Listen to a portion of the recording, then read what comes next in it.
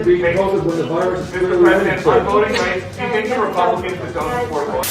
Today, police stepping up the hunt to find the homeless man who stabbed her to death. Nobody cares about. Nobody cares about what's happening to the Uyghurs. Okay. President Biden is going to have his second ever solo press conference today. We'll bring you some of what's going on surrounding that. Apparently, people are soft on slavery in China, including NBA owners, and the homeless crisis has the left eating their own in Southern California. All that and more coming up on this episode of Daily Caller Live. My name is Jobob. Daily Caller Live starts right now. 2, 1. Here we go. That might be the only brown guy on earth named Jobob. That is actually her name, Jobob.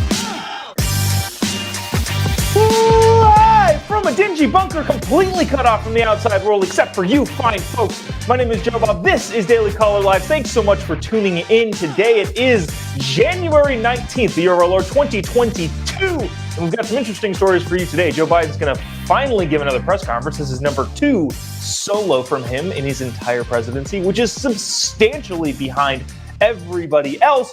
The left is eating their own in California, and it's very funny, I guess, to see.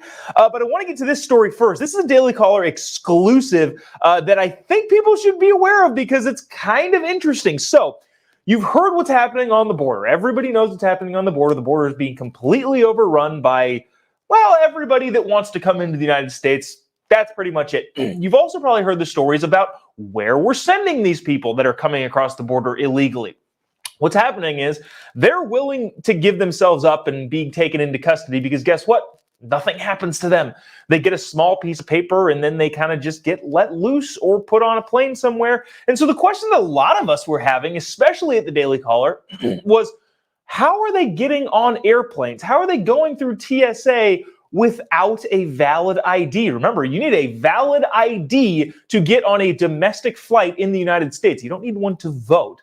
You don't need one to exercise your most important right as an American, but you need one to fly an airplane among several other things that you actually need an ID for. So we were all wondering, how the heck is this happening? Well, finally, and this is exclusive to the Daily Caller, here's an article titled Exclusive. Arrest warrants count as ID for immigrants at airport security per TSA. So TSA says that, well, you can use arrest warrants for your form of ID.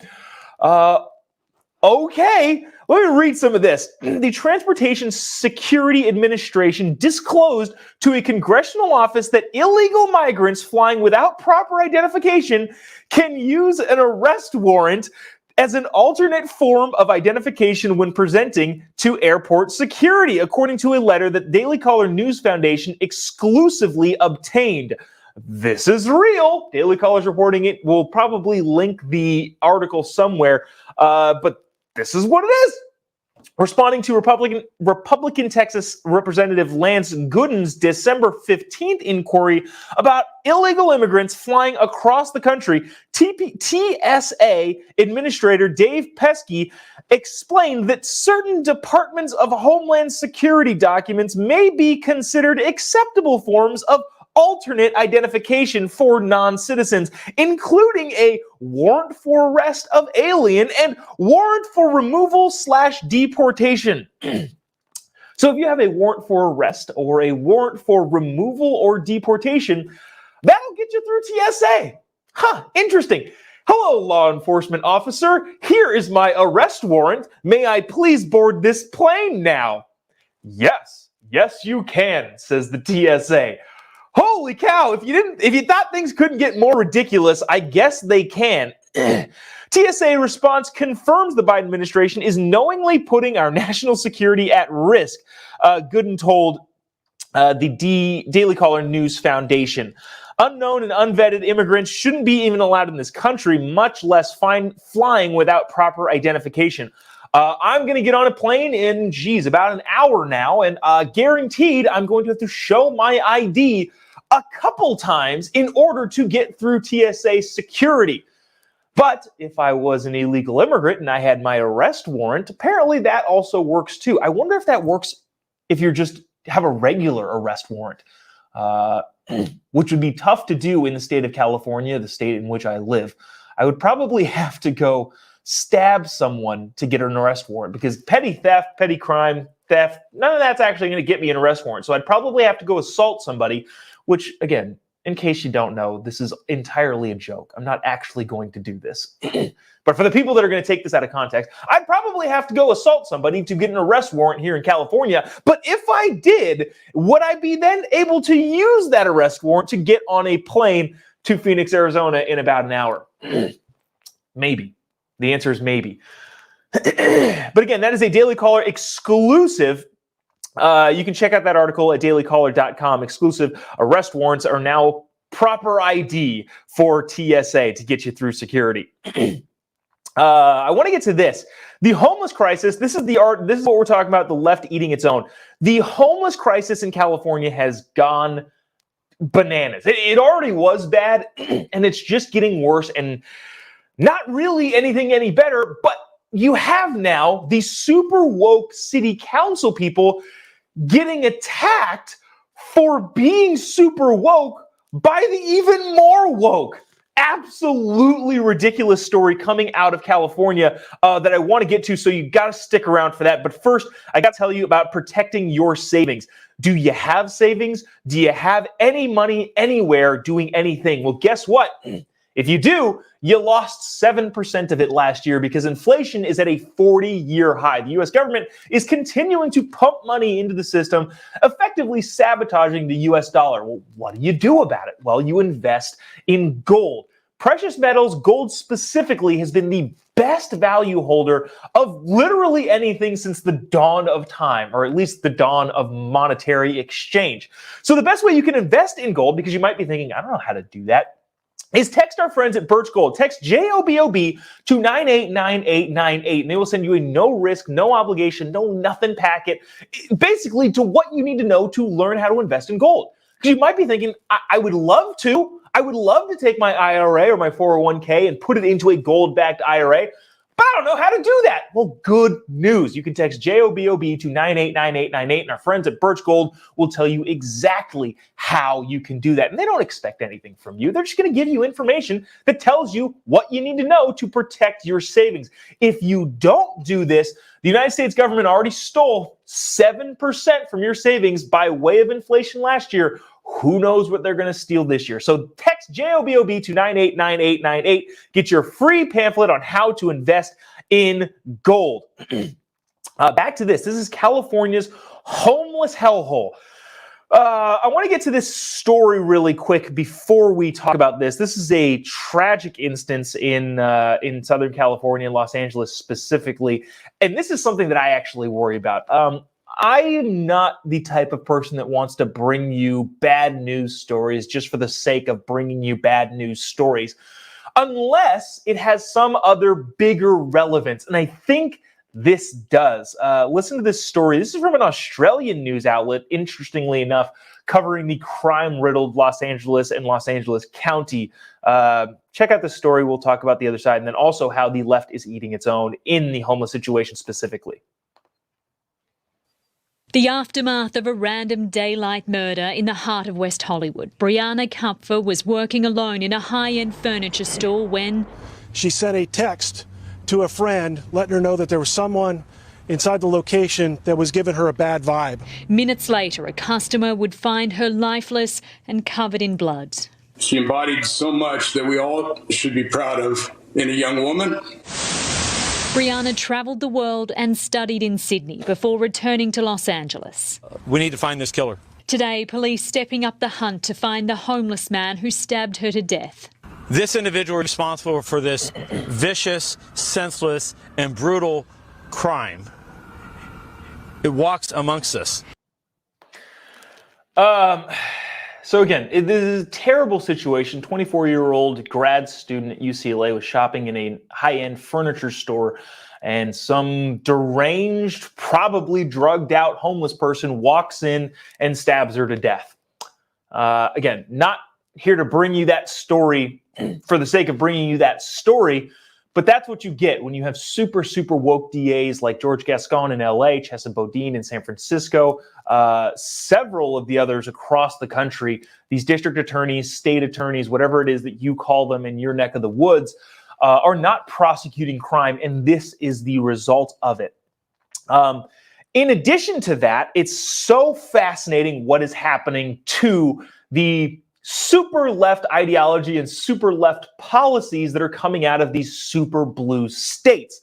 In Los Angeles, I want to explain to you a story here, and you're not going to believe it. It's not very believable, but it's happening. The super, super woke city council people, there's this guy by the name of Kevin De Leon. Kevin De Leon has been involved in California politics constantly. You probably don't know who he is. I've been hearing about him for my entire political career. He started in Sacramento, got termed out. Now he's on the LA City Council. Now he's running for mayor of Los Angeles. This guy is running for mayor of the city of Los Angeles. What is he doing? Well, he's taking people off the streets and putting them in homeless shelters. Now, maybe some of you think that's a good thing. I'll get to why at the end of the story, why I think it's ineffective and not actually doing things. But regardless, Kevin De Leon is super, super woke when it comes to, well, we need to do everything we can for the homeless people. We should give them free housing, give them free this, give them free that. Here's the thing. It's not woke enough. This is from the Los Angeles Times. Last spring, Kevin De Leon, the city council member from Australia, succeeded in moving 74 homeless people off a median strip in El Serrano into 2 converted motels. 6 months later, dozens more were relocated from a 2-block section of Main Street in downtown. Those efforts have put De Leon in direct conflict with some of the city's most outspoken homeless advocates, who, get this, say he's pursuing a policy of banishment for the LA's unhoused population. So, the super woke city council person who's trying to take homeless people off the streets and give them free housing, give them free food, give them free services, giving them free everything, is now being hit from the further left from people in the streets saying that, well, now you're banishing the homeless people. They have a right to be on the streets. You can't make this stuff up. I want to continue. De Leon, a candidate for mayor, fired back saying that this is not, they have no plumbing, no heating, no services whatsoever. But activists have denounced those remarks, saying that they are untrue and unsupported by any evidence. Meanwhile, De Leon's statements represent just one example of an aggressive messaging adopted by the mayoral candidate for the homeless crisis. Last week, De Leon accused Streetwatch Los Angeles. So Streetwatch Los Angeles is a new group that advocates for homeless people being able to decide to live on the streets or in the parks that your taxpayer money paid for. Streetwatch Los Angeles, a group formed in part by the local chapter of Democratic Socialists of America, are attempting to dissuade people from accepting rooms at the LA Grand, which I can't imagine is all that grand anymore, a hotel converted into a temporary homeless shelter in response to COVID-19. Those activists, he said in an interview, have also advised people at El Pueblo not to accept rooms at another temporary housing facility. So the super woke are trying to give the homeless people everything, which if De Leon in the city council were to succeed in getting all of the homeless people into free housing paid for by the taxpayer, I guarantee you California wouldn't have just a third of the population of the homeless people in the United States. They'd have 100% of the population of homeless people. So that in and of itself is super woke and probably not a good way to spend taxpayer dollars. I'll give you the number of what they're spending per day for these people or per month for these people. It is absolutely insane, taxpayer dollars being wasted on homeless people who don't really care at all. And on top of that, there are advocates saying, no, they shouldn't go into the housing because then that takes away their right to poop in your parks. Holy cow. Again, the left eating its own. If you bend the woke mob, as Kevin De Leon has done, and a lot of politicians have done, they're only going to get more woke and they're going to come after you.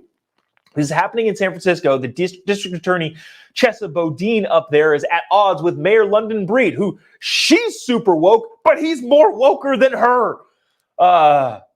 And it's not going well.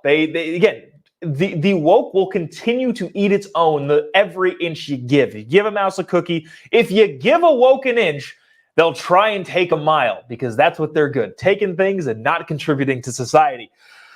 De Leon said that at one point last month, his staffers informed him of at least 2 homeless people who had been offered $20 to stay on the sidewalk at El Pueblo. One of those bribe offers, he said, was made last month by a person who identified himself as a representative of Street Watch. What's happening is that Kevin De Leon's staffers are coercing people against their will into temporary shelters that are not a good fit for them, said Kamenser, a writer who lives downtown. We're out there reminding people that unhoused people, homeless bums and junkies, deserve self-determination over their own lives and should be able to choose what's best for them, even if what they choose is best for them is pooping in the public park that your kids play at. Holy cow. Again, you can't even make this stuff up. And here's the reason why I continue to say that getting the homeless people off the streets, even the way that they're doing it, is not great. Check this out. At this location, the city spent an estimated $6,651 per month per room. I'm just curious. What's your rent? What's your mortgage? My mortgage is substantially less than that. Like almost a quarter of that. And I live in Southern California, and I can imagine places around the country that haven't been inflated by all of the super liberal policies that California has inflated housing prices. I would imagine your rent or your mortgage is substantially less than that. Yet, the city of Los Angeles is paying an estimated $6,651 per month per room to house people who don't want to be housed and are being coerced to be back on the streets from this Street Watch group. Again, I don't know. You can't even make this stuff up anymore. And here, okay, let me issue this disclosure. All right, hey, Lisa, we'll bring up this comment. Homeless are not always bums and drug addicts. Terrible to generalize like that. Cool, fair. That's a fair comment. Having said that, the ones that you see, the ones that are pooping in your parks, the ones that are harassing people on the sidewalk, the ones who stab people in broad daylight they are bums and junkies. The majority of homeless people are that. Now, there are some people in the classic homeless situation in which they had a medical bill or something come up that made them homeless. And I feel bad for those people. There are plenty of services. I hope that they are taking advantage of those services. But the overwhelming majority, and I know this firsthand by a lot of people who work with this population, are drug-addicted bums and junkies who don't want to change their life. So, Lisa, fair point that you make, and I appreciate you making that point. That is the disclaimer that I'll give. So that's going on in Los Angeles. No sign of that turning better anytime soon. One of the NBA's minority owners of the Golden State Warriors, one of the most popular teams, one of the most valued teams, said something crazy on a podcast the other day. I've got my friend John Root here to talk about that. John Root is the host of TPUSA's Breakaway podcast and also TPUSA Live. He's going to be here to talk in just a quick second about the ridiculous thing with basically pro-China that this NBA owner said. You're not going to believe it. We've been talking about the Uyghur Muslims for a long time, and you need to hear it. But first, I want to tell you about becoming an investor in gold. Do you have a 401k? Do you have a Roth IRA? you can back those up with gold. You can convert your IRA or your 401k to a gold-backed IRA and 401k. Well, why would I want to do that, you might ask? Because inflation last year stole 7% of your savings. 7%. And I don't know if you got a 7% raise, but if you didn't, inflation just stole 7% of your salary too. Inflation is at a 40-year high, and the government is doing everything it can to sabotage the value of the US dollar by pumping unbelievable amounts of money into the system. Remember the whole Build Back Better plan or the infrastructure bill? Trillions of dollars is going to be flowing from the federal government into the population. And when more people have more money, what does that do? Inflation goes up, prices go up, everything goes up. And that is bad news for your savings. Well, how do you protect your savings? Invest in gold. You might be thinking, how do I do that? Well, the best way you can do that is you can text our friends at Birch Gold 989898. Text the word Jobob, Jobob, to 989898. They will send you a no risk, no obligation, no nothing packet that teaches you everything you need to know about protecting your savings from government-induced inflation. Do it today, friend to a friend. This is more advice to friends, less of an advertisement, just an advice and a friendly conversation to people who I think we like each other at this point. Text JOBOB to 989898. Get the free pamphlet from our friends at Birch Gold. Learn how to protect your savings. Back to this. This is a minority owner of the Golden State Warriors said something ridiculous on a podcast, and I've got my friend John Root here to talk about that. Talk about the Uyghur Muslim comments by the NBA owner. We've got my friend John Root joining us today. John, how you doing?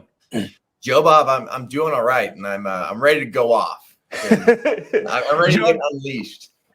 John is the host of TPUSA Live and also TPUSA Breakaway. I think the only conservative sports broadcast out there. But John, can you set this clip up for us really quick before we play? What is happening here? Who's saying it, and what is he talking about? Yeah, this is Shamit Palatapitia. He's a minority owner for the Golden State Warriors, obviously NBA franchise. It's one of the most viable franchises in the entire world. He owns about 10%. When you say minority owner, it's the amount of ownership, not because he is a minority person, right? Very true. Yeah, don't put me in that spot. We got some white guys talking about minority, but yeah, he's that's how you break that down. He owns about a 10% stake in the Golden State Warriors, and jumped into the All In podcast and basically just showed his billionaire privilege, saying that genocide, it doesn't matter to me, and it's not worth my time or anybody else's time. Okay, so I'm going to play the clip, and we're going to react to it on the other side. John, stick around. Nobody cares about. Let's be honest. Nobody cares about what's happening to the Uyghurs. Okay, you bring it up because you really care, and I think that's nice that you care.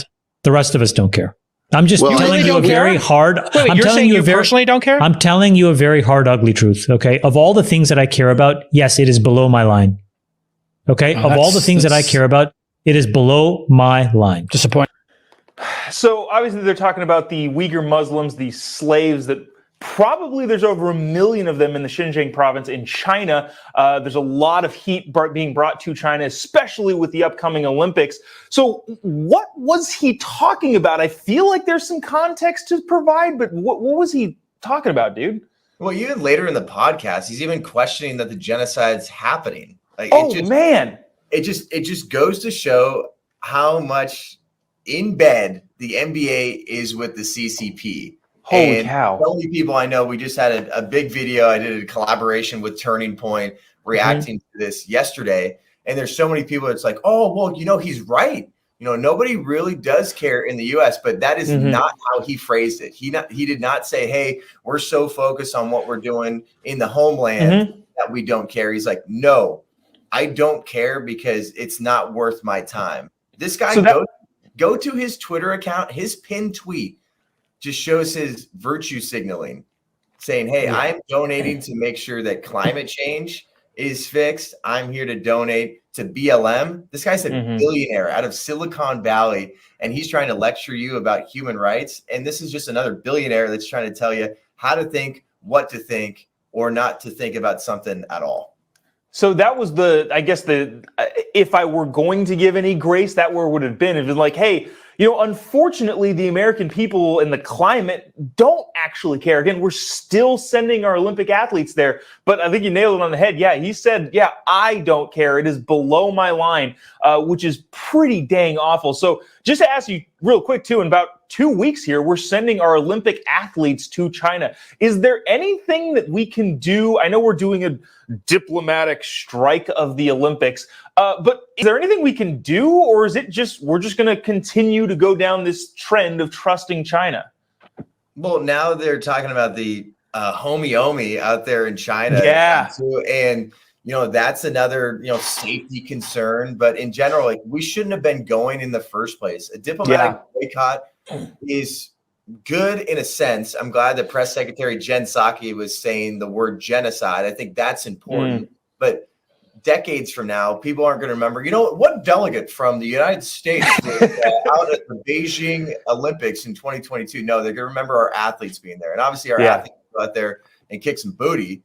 But in general, there's no way that the CCP should get the honor of hosting the Olympics, because the Olympics is about honor, integrity, sportsmanship, human rights, every part of virtue that we think of, and they don't hold up those standards whatsoever. Laura Ingraham put it perfect. She said, what a world we live in, that Georgia can't get the MLB All-Star game, but the CCP can get the Olympics. Yeah, that's a good dang point. And also the advertising dollars. I don't want them to have any of that. It's to me, it's crazy that we're still going to end up going to the Olympics, but I guess we're going to see what happens. John Root, host of TPUSA Live and also the Breakaway podcast on the TPUSA platforms. Thanks so much for joining us, man. You're the man, Jobob. Thanks for having me. Appreciate it. So that was, again, what's ridiculous about this whole situation is that people think that it's just okay to say that, especially when all of the other stuff that we're talking about is what it is. If you remember, the NBA has Black Lives Matter and all that sort of stuff painted on their courts. Yet, when there's actual slavery going on in a distant country that they do a lot of business with, they straight up say they don't care. And I'm not going to assume that he's a representative for the entire NBA, because there's a lot of people, Enes Kanter Freedom, a lot of people around the NBA that are very sympathetic to the problems going on in the Xinjiang province, specifically in China. But, and this is a big but, if they're going to consistently ignore it and continue to do business in China, I don't know how much they actually do care, regardless of whether or not they speak out against it. I got to get to some headlines here. Let me see. Actually, just one big headline. Joe Biden, we had played at the beginning of the clip, is doing his first press conference of the 2022 brand new year, but also he's pretty much doing his second entirely overall press conference. Joe Biden, if you don't know this, has not given many press conferences at all, but he's trying to stay ahead of the curve here. Here we go. I found the article. President Biden has remained out of the public view this week as he prepares for just his second solo White House press conference on Wednesday amid slipping support in the polls as inflation hits a 40-year high and while COVID-19 cases stay at near all-time records.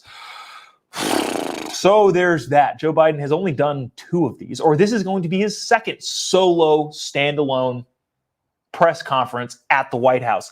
Again, very far behind a lot of other people, a lot of other presidents when it comes to being out in front of the public and speaking. I am sure we are going to have clips of that coming up tomorrow on tomorrow's show.